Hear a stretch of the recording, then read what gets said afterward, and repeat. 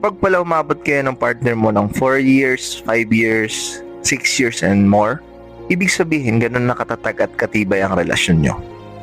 Alam mo bakit? Kasi pinili yung dalawa na magstay. Kahit na anong problema dumaan, kahit sobrang nakapagod na, mas pinili nyo pa rin intindihin at piliin ang isa't isa. Because falling in love is very easy, but staying in your relationship is difficult. And it's your choice to stay.